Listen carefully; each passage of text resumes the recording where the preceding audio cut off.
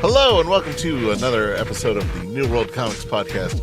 I'm Buck Berlin, owner-operator of this fine establishment.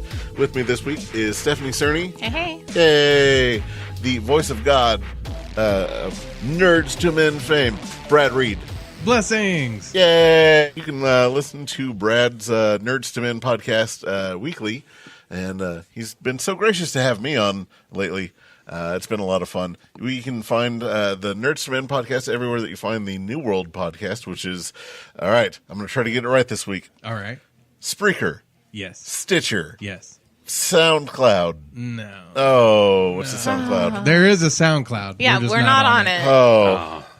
No SoundCloud. All right. Well, what are we on, Brad? YouTube, iTunes podcast, Spotify.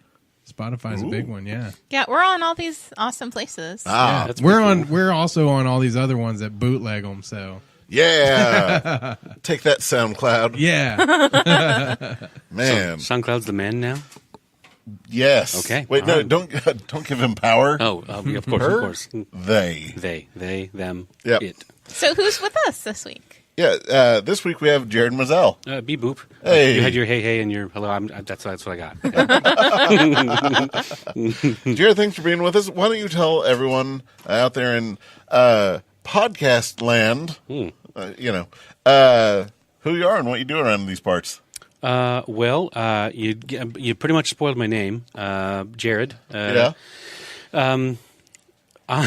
Most of what I do around here is just kind of play as a helping hand as much as I can. Whether it's with Superhero School, a little bit of setup on the foam boards or the camera, or maybe some cosplay. Sometimes some voices when some of the cosplay doesn't fit the physicality of anybody alive. That's kind of what I do around here for a living outside in the real world. Dum dum dum. Yeah, boo. I'm an administrative assistant, which sounds painfully boring, but it's only a 6-person company. We do a lot of things, so everybody does everybody else's job, so it gets to be kind of a thing. I'm also the youngest person by about 20 years, so IT's kind of falls on me. Yeah. Thank goodness we still have some very, very gifted technicians who take care of the heavy lifting, but when it comes to anything past the 1980s, I tend to work on it. That is awesome. Yeah. You're like, all right, after fax machines, I got it. Yeah, exactly. We still have a fax machine. Yeah, it's crazy. Yeah, but also you help out quite a bit with the New World Con. Yes. Yeah. I absolutely love doing that. And I would say a little bit is a huge understatement. Well, I try to be a sounding board, especially for you guys. And, if we have, sometimes we have a fourth that works as a sounding board as well. And, sometimes you'll throw out an idea and I go, I don't think that's how it could be done. What do you think, Stephanie? Yeah, but the most important thing that I have you do is your logistics. Like it's okay.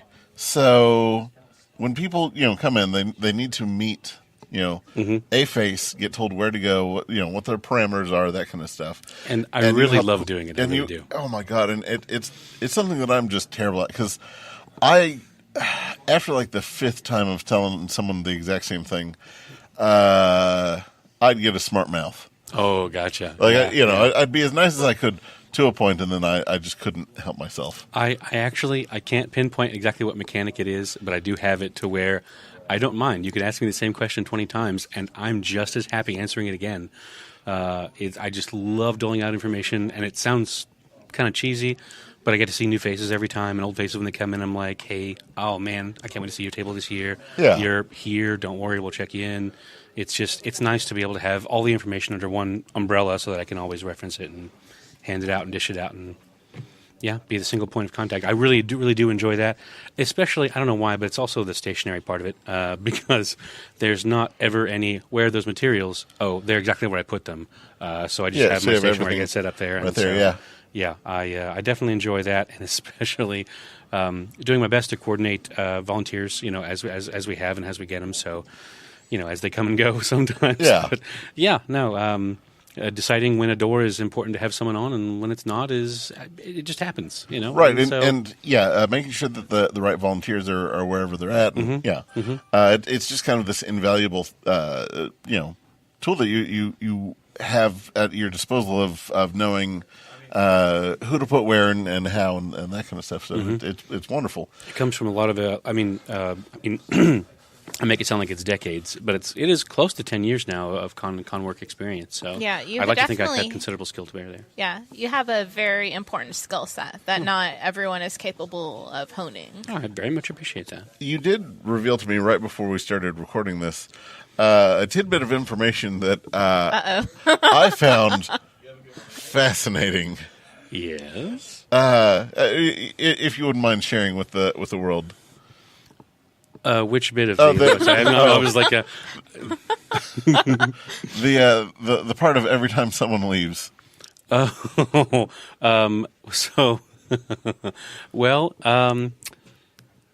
I actually see. I'm not sure what you're talking about. That we talked about beforehand, because I know that when everybody leaves for the tax forms, that's when it gets hectic. The whenever someone comes in and sees where they need to be. And then they leave, you're like, I think they just farted. Oh, yes. No, that happens way too often.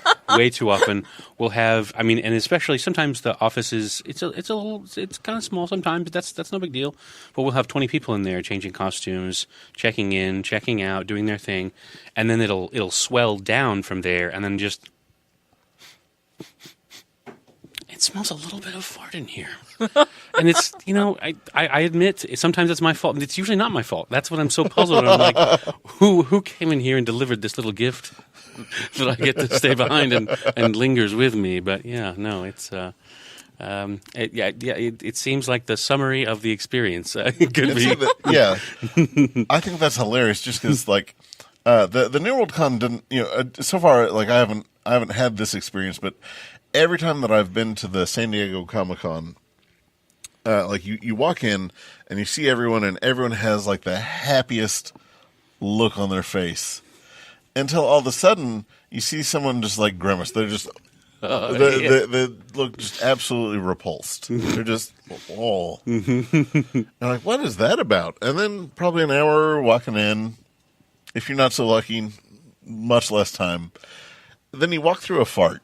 And it's the most rank thing it's just, whoa. It's like one of those mugging shots they show in a sitcom where everybody just mugs a little bit as it goes on. Yeah.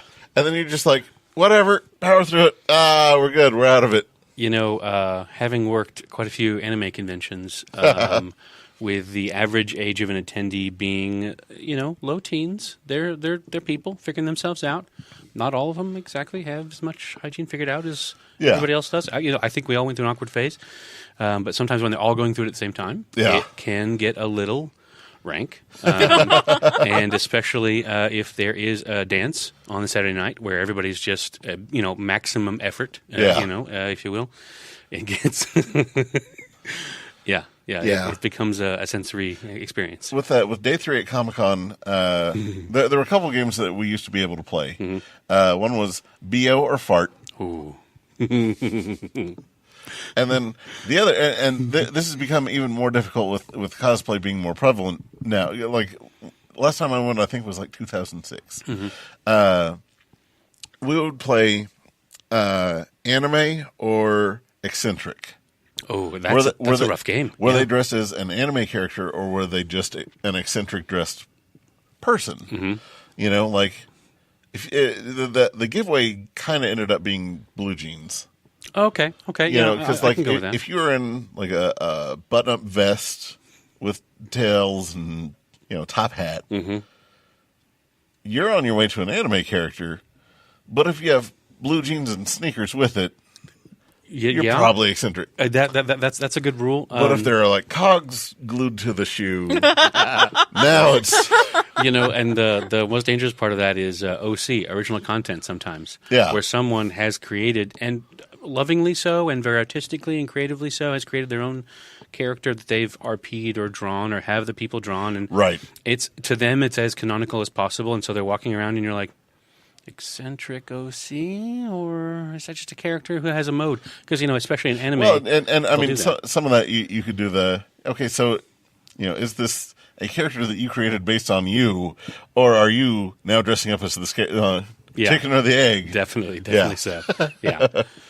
So, yeah, and it's not me, like, knocking it's No, just it's- the is this an intentional, like, are they doing this, or do they just enjoy, let's throw on a top hat and go about town? I could never speak down to anime cosplayers, having cosplayed a number of anime characters myself. And some of those are just absolute. Well, I mean, any cosplay can be just an absolute nightmare. Mm-hmm. You've been in the Man Thing suit. I have. You've worn the Groot suit. I tell you what, one of my absolute favorite characters to cosplay, it was at an anime convention, was Gluttony from Full Metal Alchemist. Okay. Who's just a big round guy, shaved bald, no hair, no facial hair. And all he ever does is he sounds kind of dumb. He just goes, "Nah." And he has the tattoo on his tongue.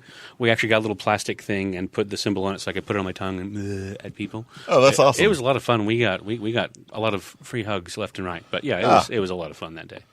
Interesting. Mm-hmm. Before we come back to the cosplay and all that stuff, because that's going to be a big part of all this. Oh, yeah.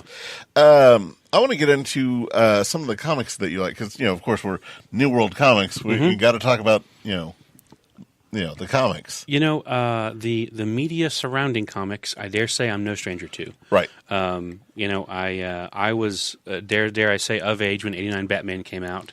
And obviously, whenever the comics have made a foray into movies, I'm almost always interested, even long before I find out that it's a comic book film. Yeah. Like Red. I didn't know Blade was a comic book film when it first came out. And I certainly enjoy those. But I am a relative noob when it comes to comics, and thank goodness for not only your guidance, but Tom's guidance, and some other people are just like, read this. So, yeah. I especially love researching comic concepts, and so I have a thing for like props and gizmos and stuff. And so when I finally picked up Infinity Gauntlet, I was prepared for a level of epic, and I was blown away by how epic it gets. Nothing could have prepared me for how Thanos is in the comic. Oh, right. I was expecting a lot more grandiose, a lot more austere. Yeah, but no, he's kind of neckbeardy. He's just like, I love this girl. Oh my god, how do I get this girl to like me? Yeah, Thanos is like the ultimate teenager. Oh, Because everything is just the most extreme to him, and he's just so like, and he is. Nothing if not self-defeating. Oh, yeah. Like, oh, man.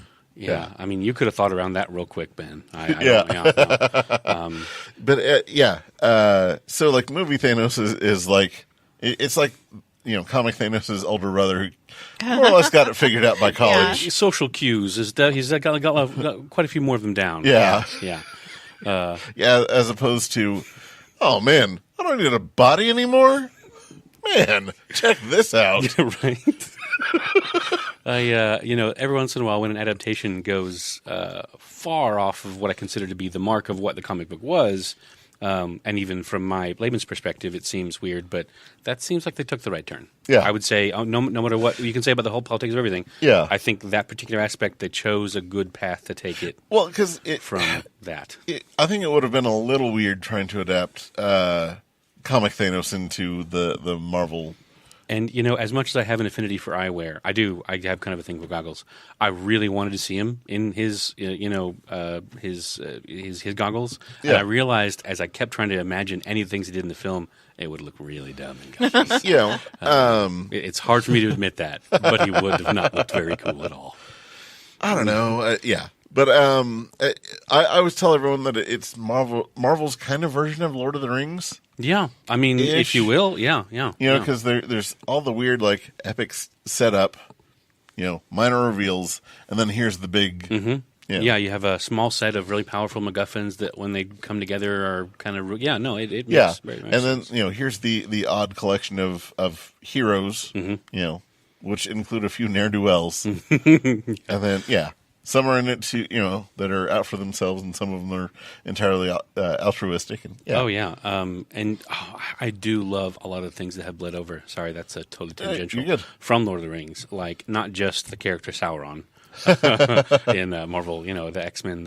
What island is it? It's a prehistoric or dino island. Oh, you're talking about the Savage Land? Yeah, Savage. Yeah. Sorry, Savage Land. Yeah, which is just the fascinating. little pocket in Antarctica. Mm-hmm. Yeah. That and I've always considered Mandarin to be kind of a stand-in that way, if not only because of the affinity for rings, particularly, but for either Morgoth or Sauron himself. But yeah, no. So just to go along the Lord of the Rings thing real quick, Kira and I were talking about this the other night. I was paying for something at Best Buy years ago, and thumbing through, pulled out some cash, and I had a little picture of me and Ben back when we both had mohawks and Punisher shirts on. Which we'll put up the picture here. It's the most adorable picture. It's very adorable, but I paid the cashier, and she's. Is that Orlando Bloom in your wallet? What? Yeah, I was like, no, it's me and my nephew. All the things. Yeah. Oh, I thought that was Orlando Bloom. I said, I'm a fan, but not that big of a fan. I guess we just see what we want to see. Yeah. Oh, So, weird. Yeah. So it's just kind of one of those, Lord of the Rings, I have a story. Yeah. Maybe if you show me the photo, it'll look different to me. I don't know. Yeah, no, you've seen the picture. It's Oh yeah, no, I've seen it. Yeah, but yeah. No, that's So, funny. Yeah. So, sorry to No, suck yeah, it. no. But yeah, other comics that we've got you on. We got you on Planetary. Yes, very early actually. When I first started coming here more regularly, I think I just read it past. I was like, "What do you recommend? What do you got?" And it was either you or it was Josh Flowers, I think, that recommended Planetary. And I have a thing about collections. So when I learned that there were 4 volumes, I wouldn't even start reading them until I got older. Yeah. And Which is so hard. Oh, it to is, do. and I think I had to wait a little bit on the 4th one because it's a little bit harder to get. Yeah, well, now they have it in just 2 volumes, Right, so which it's is perfect now. now it's so much easier to get it. So I feel even better recommending it to other people. But yeah, I really enjoyed Planetary. And if I can relate it to a comic I know even better because I've read it so many times is the Watchmen. Yeah, because it's also it's a similar aspect of high concept, non-reality things that can happen, but real people, real lines, real consequences. And I really enjoyed that about Planetary. I especially enjoyed how they start. Well, that's actually also kind of similar in that everything's already known. Yeah, They're not going to drop a chunk of exposition on you. They're going to have the characters reveal it one little line at a time, which could be frustrating for some, but I find it so much more enrapturing to be like, oh, why did he say that? That must mean that she's a real bad. Oh my God, I can't wait to find out what he meant by that. And then in the next volume, she destroys something huge, and you're like, Chiquita's super strong. Yeah, the slow burn to it is pretty great. Yeah. Mm-hmm. Oh, and euphemisms. They just keep using euphemisms like, well, everybody knows you're just the stronger, or it's like, knowing her strength, like things like that. Where you're like, okay, I get it. But what? And you just want to keep reading. So, yeah. Like, one thing I've really liked that we have in common is how much we really like independent comics. Yes. And, like, independent, graphic novels. Where, like, there was one comic, Free Comic Book Day, where we just really talked and just totally recommended tons of independent graphic novels to people. I think my favorite that I actually took from you was, I think it was Beauty. Yeah. Which I recommended to so many people that year. And I try to make it a nuanced recommendation when I do, because the art style it's unequivocal. It's not, and I say that like it's just from the heavens. It's not that it is so high quality. It's just so it's distinct. Yeah, it's a different quality. Yeah, it's like someone's drawing a television show, but not in a photorealistic. But there's a photorealistic quality to it. I was very enthralled by that. Like one thing I really love about a lot of the independent comics is I feel like when I connect with certain people, like with you, there are definitely certain books that I recommend to certain people that I know are going to click with them. And if I can mention it, Sex Criminals. Yes, that's which you another one of mentioned, my which was just- favorite. Which y'all should probably give the premise of that. Given the title, it sounds like y'all are into some pretty deviant things. We should elaborate. I'm going to pull up the Wikipedia page if I have to. Well, 'cause I'm gonna do basically, the same whenever thing. these two people, Get down. it stops time. There Right. you go. Which, of course, so Which that's why it goes with the title. Right, so it's like during the act, criminality can occur. Yeah. Not the Yeah. other meaning of that particular phrase. Yeah, Right. their sex act is not a criminal Right. venture, Yes. but the things that they do during, Right. Is. Are criminal. Yeah. yeah, criminal like they nature, go do criminal things while they're doing it. Yeah. Yeah. But obviously, the ambiguity of that phrase is something Right. that they use. Which, to grab I mean, an this eye. is definitely something for, our mature listeners. Oh, Yeah. yes, very much so. Yeah, and Which it's- beauty is as well. Yeah, agreed. we'll You get know? to beauty. We'll get back to beauty here in just a sec. But yeah, it doesn't come out as like it's the super illicit, pornographic thing. It's just Yeah, neither one of these are. yeah, No, I wouldn't say so. There is mature. There are mature images. Yeah. but not with like a male gaze where it's It's demonstrating not that. No. graphic. Like it's graphic, but it's not like It's over. not graphic for the sake of graphic. It Right. feels more like graphic to tell a story. Yeah, it'd be weird if we didn't show this. So here you go. Right. Yeah. And like in beauty, when certain developments So- occur, no spoilers. We needed to see someone's body that looked like that. So the whole idea behind beauty is there's an STD that's going around that once you get it, you are beautiful and smarter for a year, and then you die. So Pretty solid, everybody yeah. wants this. So well, and that's the thing is people are like, man, do I? And when you become beautiful, like you are one of the most attractive people on the planet. Like everyone is like, oh, Yeah. and there's no other like really bad side effects until like closer to your time. One of my favorite frames, panels, is when our one of the main characters realizes they have it, and they just look in the mirror and go, expletive. But it's so wonderfully conveyed by the way that his face is now shaped that I go back and forth and I'm like, oh yeah, he's 10 times more handsome. Yeah. That's Yeah. amazing. But it's not something that just pops out at you. It's, when they look at the mirror and they say that, at first I was like, what? I mean, is he breaking out in a rash? What's going on? Oh, he became beautiful, and so that's it was it was part of it. I really and enjoyed then the way they conveyed that. Yeah, and then it's them trying to get down to the bottom of like, oh, who created this? And Yeah. and then the second volume, Yeah. where the art style just changes. Yeah, Mm-hmm. completely and takes on a much more I want to say kind of dirty, acid, kaleidoscopic, multicolored. Yeah, it which just takes so much more on. and it fits with the tone of the story, and then they'll go back to the first artist, and it's been a pretty great series. So, yeah, no, Yeah. I really I do enjoy it. but probably the one that I knew that you'd like, but I wasn't sure that you'd just love. It turns out you're just enthralled with Lock and Key. Yes. I remember when I first saw the cover, I admit I was less than taken by it. Yeah. Because it looked, if you've seen it, it's filled with some iconic imagery that you're like, okay, that's kind of I get it. I almost looked at it and went, It's whelming. It's Yeah, not it is. underwhelming. It's not overwhelming. And I admit it was actually a hardback cover that was like, okay, maybe I should just take a look at this. Because if they got it in hardback, then obviously the whole thing's ready available, which it speaks again to my sort of collector side. And 2-3 pages in, I was just, okay, done. The City of Lovecraft, I think, is the name of the city that it takes place in. And I think when I first started reading it, they were still in talks of trying to make a television show out of it. There's a TV pilot that's available. You can download it and watch it. Awesome. But they're trying to get it back up off the ground because they did it 6 to 10 years ago, like right as everything was like, "Ooh, comic stuff is hot. Let's do that." Right. And everybody we was don't. just going Yeah, as fast as possible. yeah. And it's we don't know why people like this comic stuff. Let's just do comic stuff and see what sticks. Yeah. Yeah.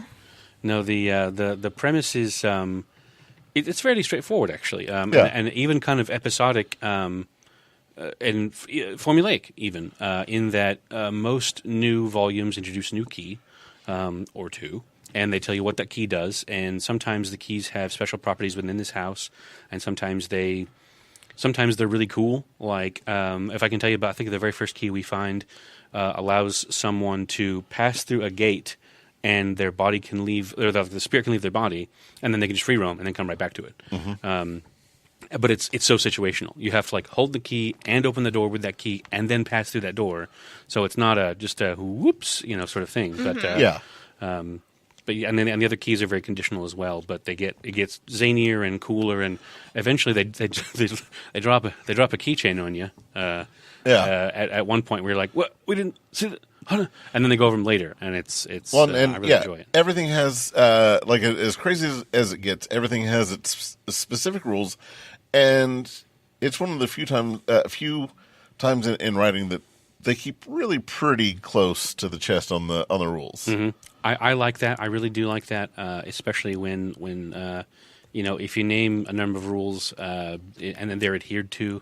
Oh man, I cannot think of Death Note, the anime, where the splash screen between scenes, they just show you the rule of how the Death Note works. Yes. Yeah. And the show sticks pretty solid to those like 40, 45 some odd rules. And as zany as it does get, it's still within those rules. Yeah. So anytime you want to have a debate about it, it's like, well, actually, we can reference the rules, which is, I know maybe that's kind of a rules lawyer thing of mine, but I do like when I can actually have a box to think inside, and I think that even it makes creativity bloom within both the writer and the reader. Yeah, no, I mean, they're the two schools of thought. Like, sometimes the rules can be stifling, and sometimes the rules can be such a compression thing that you burst out with more creativity, or it's these are the only parameters, so okay. Right. I know what to do here. Right. And you're right. Sometimes they can be stifling. One of my favorite examples is a card game that was modeled after Magic the Gathering called C23. Magic the Gathering has 5 colors, and they have whole kingdoms of stuff that blooms off of those 5 different colors, 5 different elements. This only had 3 colors, and only up to like 3 different casting costs. It was so much more limited in not only scope, but breadth and depth, and it was like, oh, well, I can see how quickly you made this, but I don't know why you made it. There are some times when too many limits can just be kind of running into walls all the time. Right. Yeah. So, but I think every once in a while when it's done right. Yeah. And you have lots of rules that still give lots of leeway for. Well, I don't know if that could happen, but that makes me. It's so much more fun to think about even at that point. So yeah. Well, I mean, going with the idea of the rules and the confines, I think we should move this over to some of the superhero school stuff. Yes. That we have you do. Now, what's superhero school? I'm just kidding. Well, no, for those that don't know, superhero school is a thing that we do every 2 weeks for the kids up here. Or anyone who brings their kids up. It's a Saturday morning thing from 10:30 to about noon, and I dress you fine folks up as superheroes. I have all my friends dress up as superheroes, and they come out and talk to the kids about who they are and what they do, and then the kids get asked questions. And we kind of have like some skits kind of planned out, and sometimes we don't. Sometimes it's just absolute improv. Sometimes it's the hey, you go out there, do a crazy thing, and then everyone will react. And, different things kind of happen. But you're one of the ones that I always know will have a plan and can stick in that box. And if you stay in that box, it's so maddening to everyone else because there's so many places outside that box that you can go.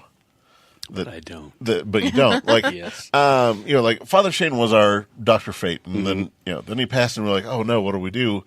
And then you had the idea, well, what if we have him still represented, but he's just the floating head of Naboo? Mm-hmm. The ancient, supposedly Egyptian, but god of order and chaos that inhabits the helmet and gives Kent Nelson his powers as Dr. Fate. Right. Yes. A very, very interesting history there, and especially with I may have capitalized on it too much, but I don't think I'll ever stop. But you find out at some point that Naboo tends to not let people have their freedom once they put the helmet on. Right.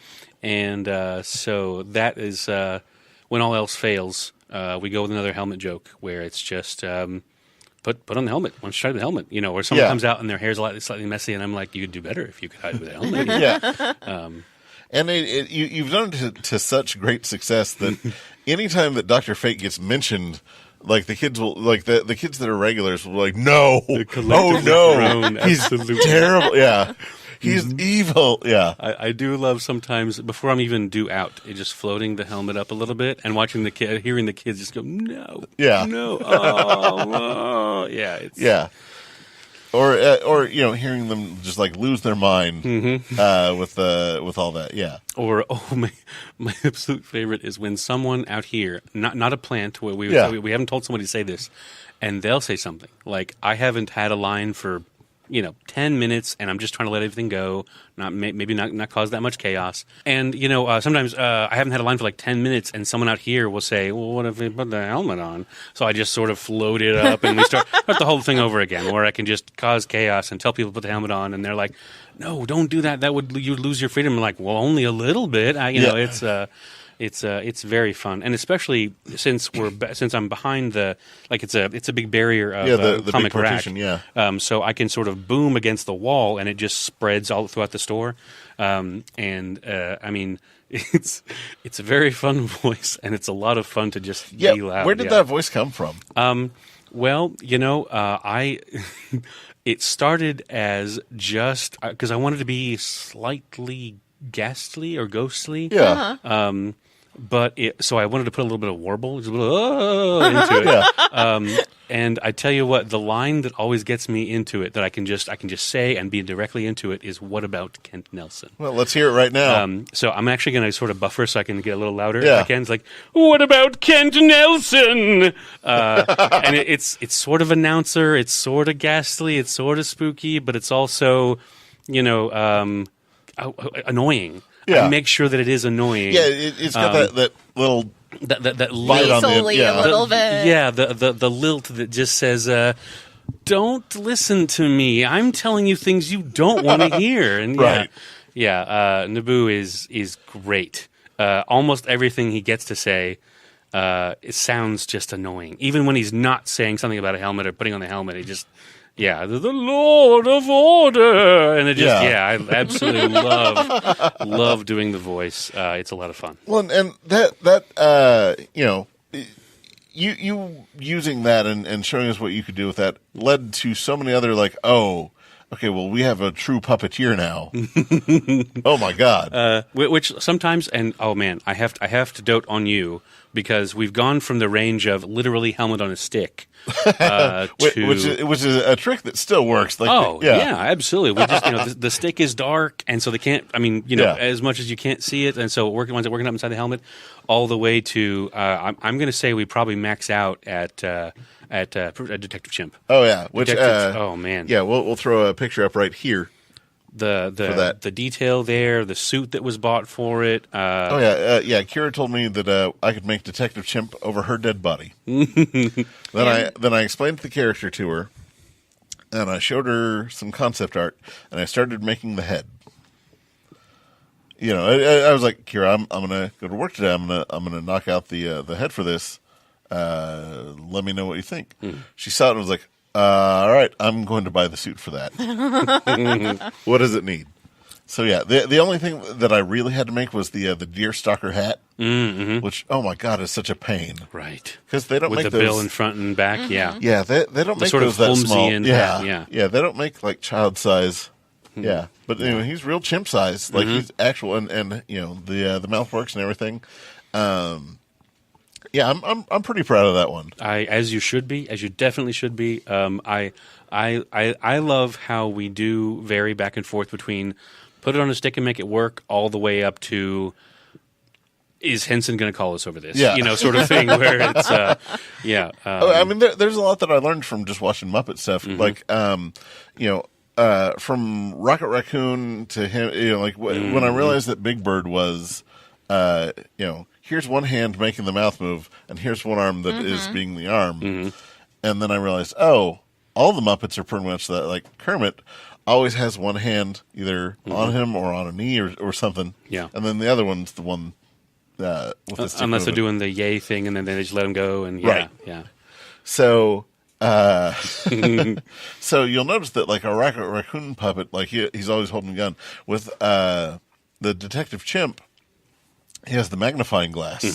You know, Which is nice and kind of floats there, so you can kind of hover it in front or that sort of thing. right. I Yeah, do like that. I made the arm. Mobile enough. Mobile yeah. enough that it's not just always out there. Oh yeah, wobbling. it's not a cast. But as the character moves, so the arm moves as well. So, Yeah, and then I have the hands to where it can touch the lips or because it is in that configuration. I have it like that so it can be I wonder Very contemplative, pensive even. Yeah, or he can scratch his head or it was all right. How do we get that? Yeah, how do we simian this up? Yeah, probably the weirdest thing that I had to Google was monkey hands and monkey feet.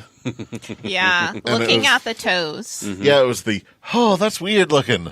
All right, and while making it, everyone's like, that looks wrong until you got it just right, and then it's that's perfect. I can tell even by itself that's a chimp foot. Yeah, not to dwell on. The wife was telling me no about making the thing, but she had put an absolute moratorium on making new stuff until a couple months into the year, until we went and watched Force Awakens. And we saw it, and as did everyone, we fell in love with BB-8. It was like, oh my god, this is great. To. And then I was driving along one day and thought, man, I wish I could make one. How do I? Oh man, I remember rolling around this ball, and if you just kind of make a ring with your fingers around it, you can kind of move the ball. Oh, but if you lower the ring, you wouldn't necessarily see it. And you can move it around. Oh, and then you could use a little, wire from behind and put the head on top. It'll help hold things down. And then you extend it with the stick. I figured out how to make BB-8. And you did a fantastic job with that was a collaboration between you and Kira to make it work. So if I'm not mistaken, I went home and I said, "Wife, please don't leave me. I'm going to make a BB-8." She says, "No, you're not." I said, "Well, hold on. I need a hair tie." Like, why do you need a hair tie? I was like, hair tie, shower ring, bracelet, give me anything. And I had a ball. Like, I went and bought a bouncy ball. I said, okay, so imagine this is BB-8's body. And I got the ring, and I set him just inside of it, and I started moving it around. And she said, "Oh, yeah? Well, what about the head?" I said, "Well, the head will be a wire that goes around the curve of the ball on top of the body, and then the head will be right here. Then you can move it around, and it'll keep the body in the ring." to get that sort of simulated neck motion that happens. And she paused, and her eyes got big, and I was like, "I'm in. I won. I got it. I get to do this. Oh my god, this is great." And she's like, "All right, but I want to help." I said, "I desperately need your help." right. Yeah. So she was like, "All right, well, what are we going to make it out of?" I said, "Well, there's the soccer cones, like the dribbling The cones. safety indoor. Yeah. Yeah. It's one of those on a dowel rod, and then at Hobby Lobby there's the styrofoam spheres. There's like the small one, the mid-size, and then the big ones. There's two of the big ones, and then one of the small ones for the head.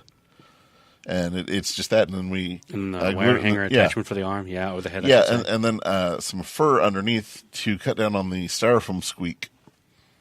Which really, really worked. Yeah, Yeah, it helped it glide on the carpet too.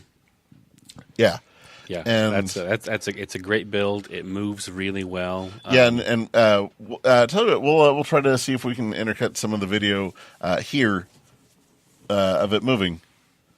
So, but yeah, when we debuted that, never before have we had that kind of a hush or a collective gasp come out from the audience. in Superhero Like School. the kids and the adults, everybody. Like it's like we brought out the puppy and we're like, "Hey, here's the puppy for everyone." Because Agreed. this was just weeks after. Like everyone's kind of figured out how to make it now. There's even the toy that you can buy that's like that. But This was way before that. yeah, this was like a week into it. Like I hadn't seen any of the special features. Like seeing the special features now, there's a couple different ways that we can go about and do it.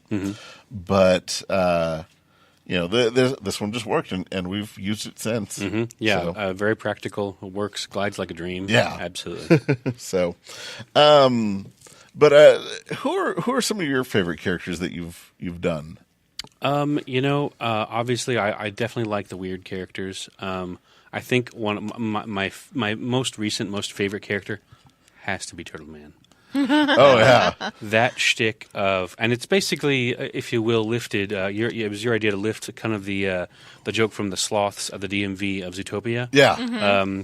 And I think we put a little bit of a twist on it that obviously I'm not completely immobile, Right. but we do get to do that sort of thing where anytime there's a sentence, I put as many descriptors as I can Yeah. on everything, so that once they've even guessed what I'm going to say, I've still probably got 2 more adjectives to say before I say the noun. Right. Well, and that's what makes it funny, because when you break down what makes a thing funny, it's you said the exact opposite of what you were expecting a thing to be.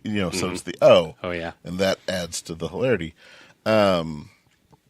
Yeah, and when it's one of those where you think it's done and then it's not. Oh man, yeah. And you'll go away. Mm-hmm. Like this last one, you came out in the middle of everything where you absolutely shouldn't have, and we're like, Very poorly timed Yeah. for progression, but greatly timed for the humor. yeah, it's I believe I've lost my billfold. Yeah, almost every line for Turtle Man is about approximately 10 jokes. Yeah, Every line is about 10 jokes long, and as many lines as you can get is just, yeah. You'd cue me with another shtick, and I'd go out there and it's like, that's another 80. Let's do this. That's another 80 jokes. I'm gonna get in right now. yeah. Well, because you'd be done, and like I'd be at the front, and then like something would just hit me, and everyone would see me rush to everyone up front by the counter would see me rush over, and I'd give you this, and then afterwards people would come out and be like, "How long did you all rehearse that?" I was like, "Oh, we were doing that on the fly." That was it Yeah. worked out really well, I dare say. So, so probably my favorite thing that you've done is Mr. Talkie Tawny. Oh, that was a lot Oh of my fun gosh, too. That really that was. was such a wonderful costume. I sound like I'm deflecting every time I say this, but I'm going to keep saying it because the amount of artistry you did on that mask, getting the fur to stick and make it look so good, loved it. It really helped to sell, and it blended into my beard when we did the white makeup there, and it made me look like a anthropomorphic tiger. It was great. The thing you're forgetting though is that you bring these to life though. Yeah. Too. Oh yeah, no, and I don't. Because I can make a thing and it just sits there, but when you animate it, when you give a life to it. Oh yeah, I think there's definitely a nice. I think we have a nice fusion of synergy, if I can sound corporate there for you. Because sometimes if you had told me you were making a Detective Chimp puppet, and then I would imagine what would happen. I would think of what I could do with it, and then maybe we come up with something pretty good. But when I saw the puppet, it was just everything just bloomed. Like I could think of what we could do, where we can go with this, what we can do with it. Same thing with BB-8. In that I'm thinking in my head. Actually, that's right, because it was a kind of a surprise. Yeah. I didn't know it was being constructed until there was a photo, and I was like, oh my God, Yeah, are you making BB-8? And I had absolutely no one else in mind to puppet this. Well, because you think, it's a ball and a stick. What puppeting is there? But I knew that, as soon as you got it in hand and you made the head bobble and you had it have personality, it was the... I'm extremely honored, especially when you told me that it was kind of made for me, and I was just like, you made not only a puppet for me, you made a robot for me. Yeah, I'm really big into robots. I don't know if that's apparent, but I really, really do love that. So that and it's the same thing with. We were just talking about someone else, Talkie Tawny. Yeah. Oh, yeah. In that I didn't, there was like 30 seconds of non-dialogue that I could find on YouTube to try to find the character. Yeah. But once I saw how tigery the face was, I was like, oh yeah, with the bad costume, with the bad clashy tacky stuff. Yeah. I said, all right, let's go Mr. Belvedere as much as we can. And we went, and I wound up taking it. I didn't mean to go Blue Raja from Mystery Men with it. Yeah, but I wound up going there. It ended up being perfect because that way you could kind of naturally get in your meows. Oh yes. Yeah. That was the sprinkles on the Sunday with the. That was. Oh, we can throw in as many meow jokes as So it was funny. Yeah, you just. If you wouldn't mind. Oh yeah, it was sort of hunting in India. Yeah, well, Mr. Talky Tony Meow is going to talk to you about everything he needs to talk about. It's that sort of doddering, British Raj sort of era of history, and it was and to Steve, as he was playing Billy, was so like endeared to you that like it felt like you all had this, and Steve's so great at that too. Yeah, when he taps into innocent, he can just he goes all over the place. It's yeah, great. so it was it was kind of this weird like not quite Calvin and Hobbes, but a sweeter Calvin and Hobbes. Like it's here's a boy and his tiger, and they love each other very much, and they go out and have adventures. I also can't not mention the patience you had with me making those fingers, and how long I took to make those fingers, and how many times I had to keep remaking those fingers. But yes. I appreciate your guidance and patience with me. Making those fingers. And then the little claws at the end just made the suit. Absolutely, because the fingers are just foam, like sort of lumps. Yeah. But when you put the claw in there and a little bit of the black stripe detail, they just they popped. They look great. Because your costume really is just a helmet that's from your cheeks up, and then two gloves, and then your Mr. Belvedere get up, and then I guess black lipstick. I think so. Yeah. And then I think that's the extent of the costume. It's really simple. Oh yeah. Which I guess since we're throwing up pictures to make Brad's life easier, here's a picture right here. Hey. So, well, cool. Well, something that we typically get into earlier on in this, but I feel it's best to kind of close out with this is our history. Like, yes. It turns out you are one of my oldest friends, and I don't mean age-wise, but like we've been friends since our teens. I started going to PCO in 1996, and did you start 97 or 98? I think I was 97, 98. Yeah. Okay, yeah. Yeah, because you're 2 years ahead of me. You graduated 2000.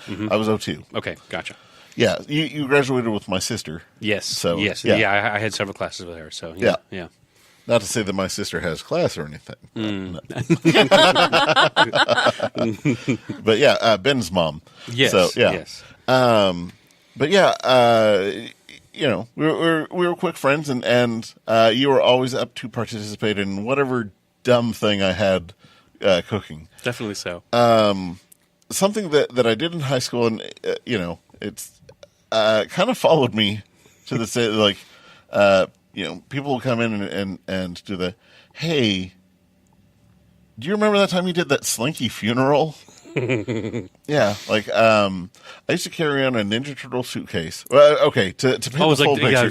To paint a full picture, he had a Ninja Turtles. It was a tin lunchball. Oh no, it was the full suitcase. Oh, yeah, that's right. You go back and forth. Yeah, because all my friends had backpacks with like all their books and stuff, and just back problems.